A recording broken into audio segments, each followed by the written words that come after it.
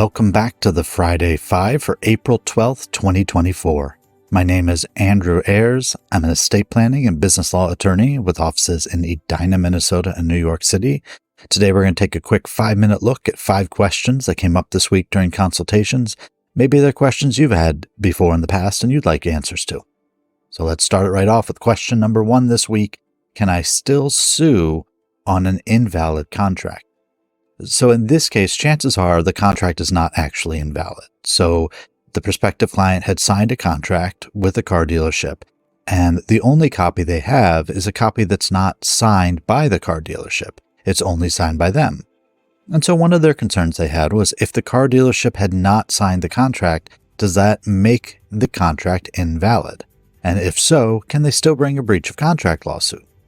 Now, this client was actually referred to me because they had read my book, which you can get on Amazon, How Contracts Become Lawsuits. If you'd like a copy of it, you can head over to Amazon.com, or you can always shoot me a message and I can send you the link. In the book, we look at a variety of ways that contracts can turn into lawsuits. And in the case of a contract you're not sure is valid, what you need to understand is there are equitable remedies, which means that when you bring your lawsuit, if the contract is found invalid, there are still ways that you can recover money. So in this situation, if the contract for the car was invalid, it wouldn't mean that the car dealership would get to keep all of the money that the person had paid to the car dealership for the car, and then the person would have to return the car. So even if there was not a valid contract, there would still be reason for a lawsuit to get your money back and or to get a car that works, or a variety of other what we call equitable remedies. Question 2 this week, what do I do when I've received a summary judgment lawsuit? So in this case, the prospective client has represented themselves in a lawsuit, and they've been sued on a debt. It was a loan from a few years ago, and they put in an answer to the lawsuit, and things are proceeding, and they recently received a summary judgment motion. Now, in this situation, the client is actually looking to work out a settlement on the case, but wasn't sure what to do with the summary judgment motion. If you receive a summary judgment motion, you need to make sure you understand what it says and when you have to put your answer in. And if that time has passed, you need to reach out to either the court or the opposing attorney and try to get more time. A summary judgment motion is not something that you want to default on, because if the other party wins a summary judgment motion, that then means that they win the case. The court will order a final decision on the issues in that summary judgment motion. Oftentimes, it's going to be all of the issues in your case, and the case will be over, there'll be no trial, and that'll be the end of it. So this is not a motion you want to default on. It is not a motion you want to take lightly. Make sure you answer that summary judgment motion. Question 3 this week, do I need to update my insurance if I move my property into an LLC? As you can probably guess, the answer on this one is yes. So if your property is being moved into an LLC, we need to make sure that if there's a mortgage on the property or other financing, that the lenders are going to consent to the transfer, so it does not trigger the due on sale clause. And then once the property has been transferred to the LLC, one of those important follow-up steps is to confirm with the insurance broker, confirm with your insurance company, that the LLC has been named on the insurance policy. Otherwise, you've created a problem where one person is insured on the property, but the property is owned by someone else, in this case an LLC, and if there's a problem with the property, then the insurance company may actually decline coverage because the wrong people are the ones who are named as the insured. So if you move your property into an LLC, make sure you update the insurance and work with your insurance professional to make sure it's done correctly. Question 4 this week, do I need a will if I am single and have no children? In this case, I'm working with a client on their parents' estate, and we're getting all the planning documents together. And the client said, wait a second, maybe I need it for myself as well. This person is a single man. He's not married, has no children, is just living as a single person, does not have romantic prospects, and was pretty much thinking that he doesn't need a will. It shouldn't be a problem.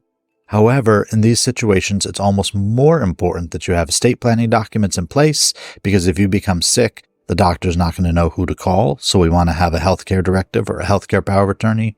For your finances, we want a financial power of attorney.